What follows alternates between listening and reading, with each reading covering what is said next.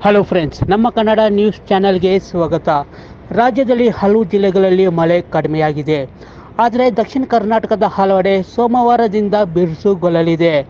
ಚಾಮರಾಜನಗರ, ರಾಮನಗರದಲ್ಲಿ ಮುಂದಿನ 5 ದಿನ, ಬೆಂಗಳೂರು ಗ್ರಾಮಾಂತರ, ಚಿಕ್ಕಬಳ್ಳಾಪುರ ಮತ್ತು ಕೋಲಾರದಲ್ಲಿ ಆಗಸ್ಟ್ 14ರಿಂದ ಮುಂದಿನ 3 ದಿನ ಭಾರೀ ಮಳೆಯಾಗುವ ಸಾಧ್ಯತೆ ಇದೆ ಎಂದು ಹವಾಮಾನ ಇಲಾಖೆ ಮಾಹಿತಿ ನೀಡಿದೆ.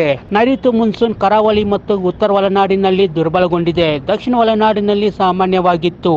ಆಗಸ್ಟ್ 12ರಂದು ಬೆಂಗಳೂರು ಸೇರಿದಂತೆ ಹಲವೆಡೆ ಸಾಧಾರಣ ಮಳೆಯಾಗುವ ಮುನ್ಸೂಚನೆ ಇದೆ. ಕೋಲಾರ, ಮಂಡ್ಯ, ಮೈಸೂರು, ರಾಮನಗರ, ಚಾಮರಾಜನಗರ ಜಿಲ್ಲೆಗಳಿಗೆ ಯೆಲ್ಲೋ ಅಲರ್ಟ್ ನೀಡಲಾಗಿದೆ.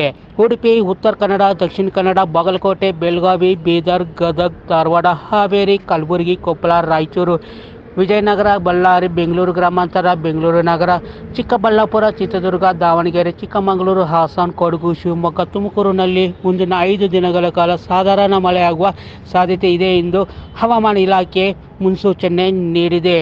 ಇನ್ನು ಬೆಂಗಳೂರಿನಲ್ಲಿ ಗುಡುಗು ಸಹಿತ ಸಾಧಾರಣ ಮಳೆ ಜೊತೆಗೆ ತಂಪಾದ ವಾತಾವರಣ ಇರಲಿದೆ. ಗರಿಷ್ಠ ಮತ್ತು ಕನಿಷ್ಠ ತಾಪಮಾನ ಕ್ರಮವಾಗಿ 28 ಡಿಗ್ರಿ ಸೆಲ್ಸಿಯಸ್ ಮತ್ತು 21 ಡಿಗ್ರಿ ಸೆಲ್ಸಿಯಸ್ ಇರಲಿದೆ.